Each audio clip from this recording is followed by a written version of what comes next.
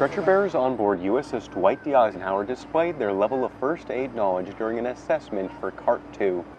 The Afloat Training Group, or ATG, was present to assess the stretcher bearers on their treatment of 8 different wounds and the response during different emergency situations.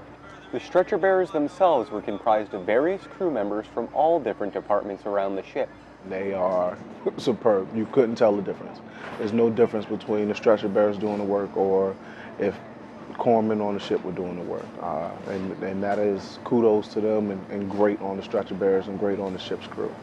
Ike's stretcher bearers passed the assessment and earned high praise from ATG. They will be tested again this fall during TESTA in port. Reporting for USS Dwight D. Eisenhower, I'm Petty Officer Michael Gendron.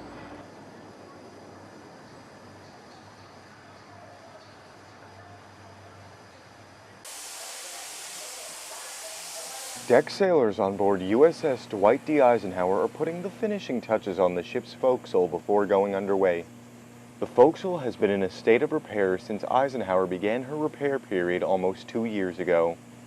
Sailors are sanding, needle gunning, painting, and grinding the different areas on the forecastle as part of their repair efforts. We got a lot of preservation. If you look around the forecastle, we got a lot of stuff going on. We got to make the forecastle beautiful for people to get underway, because I mean, this is one of our ceremonial areas. So that's the main thing we have going on. These deck sailors will continue their upkeep of the forecastle and maintain it while at sea. For USS Dwight D. Eisenhower in Portsmouth, Virginia, I'm Petty Officer Michael Gendron. What's happening, Ike? I'm your host, Petty Officer Michael Gendron, and welcome to our brand new show, Icon. Yeah, you're excited, I know. But you know what's more exciting? Look around, everybody. It's finally here. Fast Cruise. We thought it would never come, but it's like we're actually sailing. But not. But don't worry, soon we're actually going to be out of these shipyards, so you can say goodbye to mile-long walks into work from a flooded parking lot and hello to the ocean. But that also means underways, and that means we have to prepare people. Icon's very own Petty Officer Reese is combing the ship, asking you, the crew, what you're all doing to prepare for underways. Petty Officer Reese, over to you. Well, thank you, Reese. And once the festivities are over on the Ike, we get serious about stuff like presents and making merry. And also stuff like keeping track of planes and making sure they land safely. And to monitor all that, we have PryFly. Why don't you take a look? Welcome back, everybody. Now, in my life, I've got to see a lot of great sports moments. The Red Sox winning the World Series. The Red Sox winning a couple more World Series. And then this. Well, thank you, guys. And what do we have here? Icon does not officially endorse any sports team. All opinions previously expressed do not reflect the views of Icon, USS Dwight D. Eisenhower, or the U.S. Navy. Go Navy, beat Army.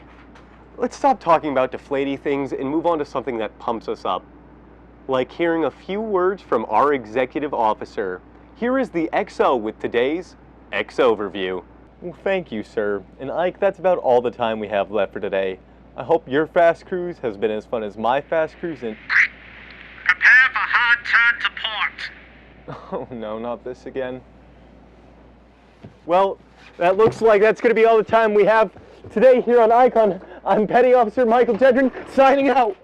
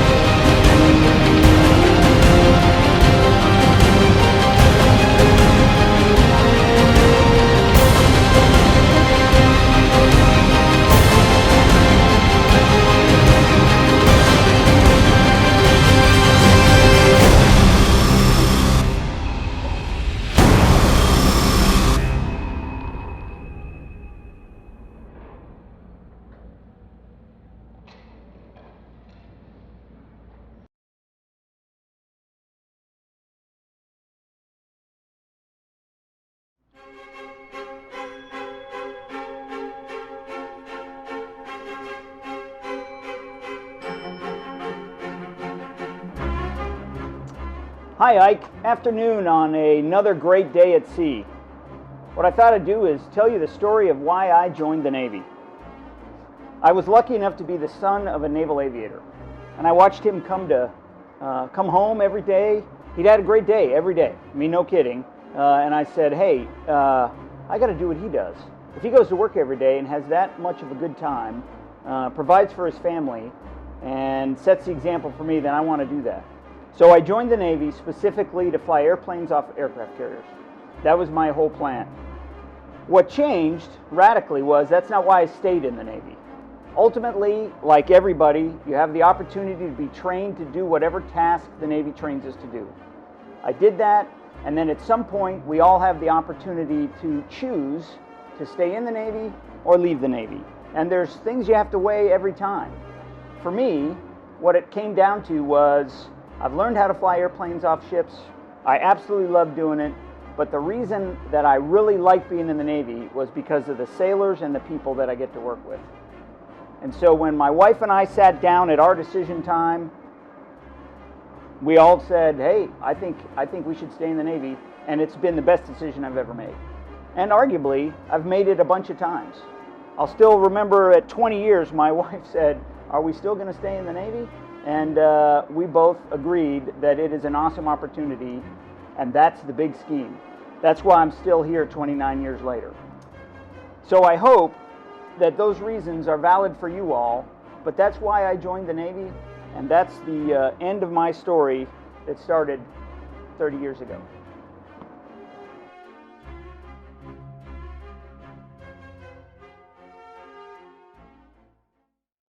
Well, thank you, Reese. I decided to get out of the studio for a little bit and found myself down here in the weld shop. I got a chance to spend the day and film one of the firemen, and let's just say there were some sparks. Check it out.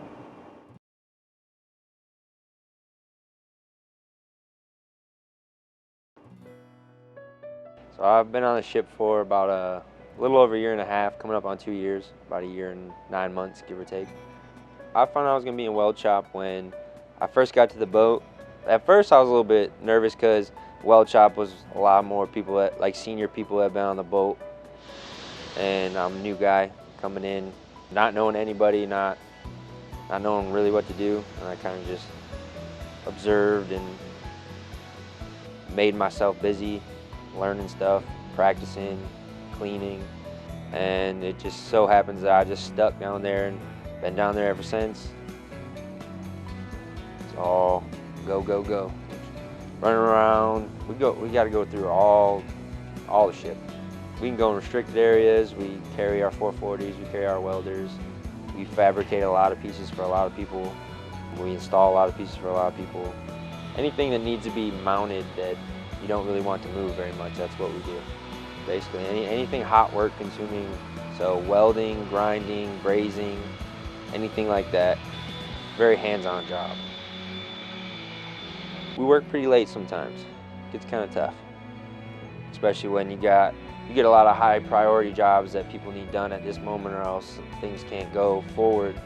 So sometimes it's set down what you're doing, come and do this, get that done, and go back to doing what you were doing. We do work with a lot of dangerous things.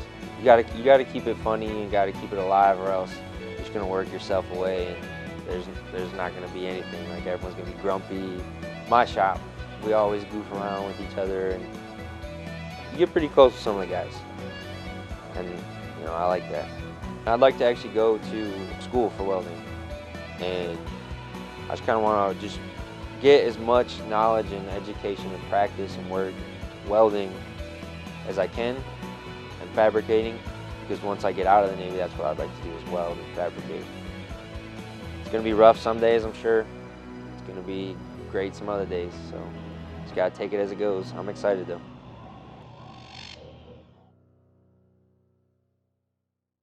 Thank you, sir.